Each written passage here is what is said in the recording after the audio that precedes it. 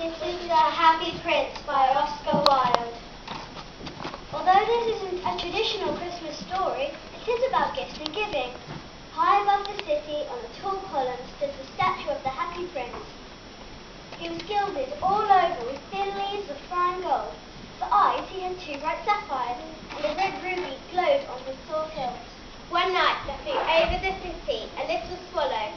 She saw the statue on the tall column, so she alighted just between the feet of the Happy Prince. I have a golden bedroom, she said to herself, and she prepared to go to sleep.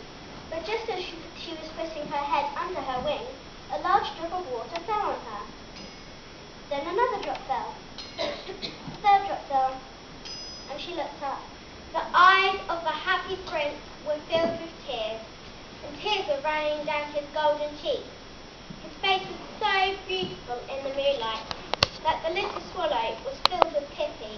Who are you? I am the Happy Prince. Why are you weeping then? You have quite drenched me. When I was alive, I had a human heart. I did not know what tears were. My courtiers called me the Happy Prince. Now I am dead. They have set me here so high that I can see all the misery in my city. Although my heart is made of lead, I cannot choose but weep. Far across the city, in bed lies a boy ill. Mother, I am so thirsty. Please have some oranges. I am so sorry, but I cannot afford any oranges. All I have is water from the river. Drink this. Only if I could buy you some oranges, then maybe you would get better. Swallow, little swallow, will you not take up a ruby as my sword hilt? I am waited for in Egypt. My friends are flying up and down the Nile and talking to the lotus flowers. Soon they will go to sleep in the tomb of the great king. The king himself is there in his painted coffin. Round his neck is a chain of pale green jade, and his hands are like withered leaves. Swallow, little swallow, will you not save me for one night and be my messenger? The Happy Prince looked so sad that the little swallow picked out the great ruby from the prince's sword and flew away with it in her beak over the roofs of the town. She passed by the cathedral tower where marble angels were sculptured. She passed over the river and saw the lanterns hanging on the masts of the ships. At last she came to the poorhouse where the little boy lay ill and dropped the ruby right onto the table. Look! Look! Now I can buy some oranges and some good food, and you will get better. This is wonderful. Then the swallow flew back to the Happy Prince and told him what she'd done. It is curious, but I feel quite warm now, even though it was cold. When the moon rose the next day, the swallow looked up at the Happy Prince. I am just starting for Egypt. Swallow, little swallow, will you not save me for one more night? I am waited for in Egypt. There on a great granite throne sits the god Memnon. All night long he watches the stars, and when the morning star shines, he utters one cry of joy, and then is silent. At noon, the lions come down to the water's edge to drink. Swallow, little swallow. Far away across the city, I see a young student in a garret. He is trying to finish a play for his director, but he is too cold to write any more. I will wait with you one night longer. Shall I take him another ruby? Alas, I have no ruby now. My eyes are all I have left. They are made of rare sapphires from India. Pluck one of them out and give it to him. Dear prince, I cannot do that. Swallow, little swallow, do as I command you. So the swallow plucked out the prince's eyes and flew away to the student's garret. When the student looked up, he found a sapphire lying on his desk. Now I can buy coal and supply to keep me warm and also a meal.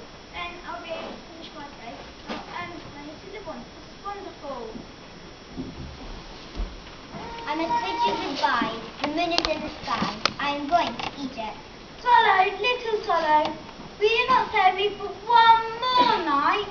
It is winter, and the snow will be here soon. In Egypt, the sun is warm against the pine trees, and the crocodiles in the mud look lazily about them. Dear Prince, I must leave you, but next spring I will bring you back 2 beautiful jewels like those you've given away. Swallow, little swallow, in the square below I see a little match girl. She has let her matches fall into the gutter. She has no shoes or stockings, and her little head is bare. Pluck out my other eye and give it to her. Dear Prince, I cannot pluck out your other eye. You'd be quite blind then.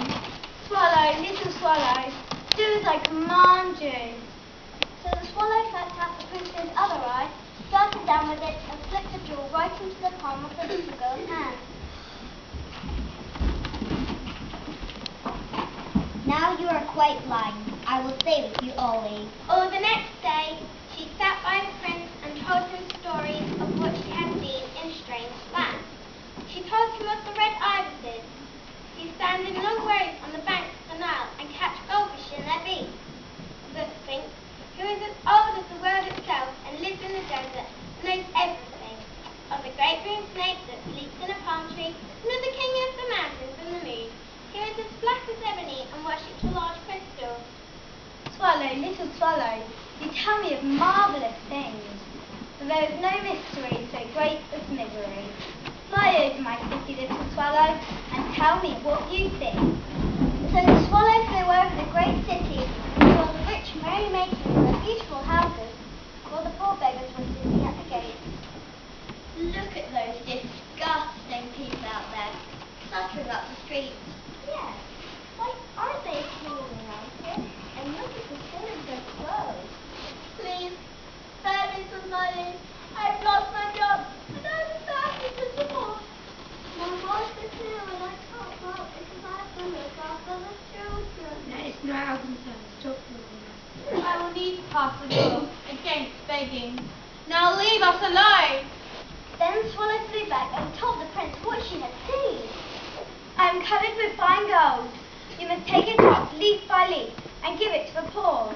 Leaf after leaf of the fine gold the swallow picked off, till the happy prince looked quite dull and grey.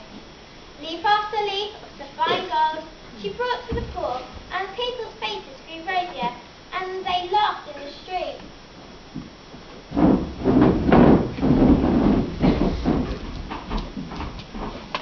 Then the snow came, and after the snow came the frost. Everyone went about in furs, and little boys wore scarlet caps and skated on the ice. The poor little swallow grew colder and colder, and she would not leave the prince.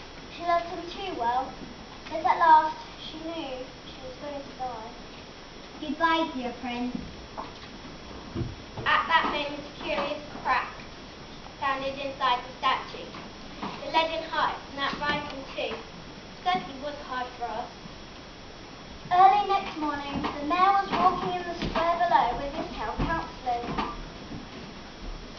Dear me, how shabby the happy prince looks.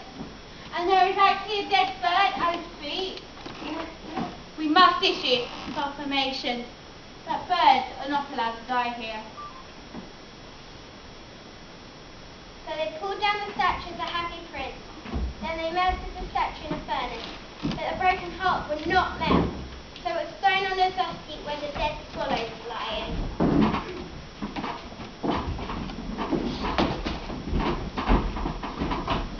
Up in heaven, God looked down on the earth. Bring me the 2 most precious things in the city. Said God to one of his angels, and the angel brought him the leaden heart and the golden bird.